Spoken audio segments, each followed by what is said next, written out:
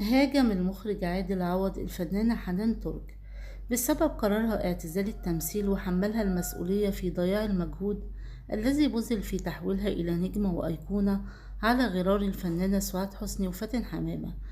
وقال عادل عوض خلال حواره مع الإعلامية سارة نخلة في برنامج آخر اليوم المذاع بقناة هي: احنا بنصنع نجمة، انا اصنع جزء من النجم وبعد يستلمها مخرج تاني يصنع جزء اخر مع منتج اخر ومصور ومهندس اخر، ومذيعات يستضيفوها. احنا بنصنع ايقونة زي سعاد حسني وفاتن حمامة.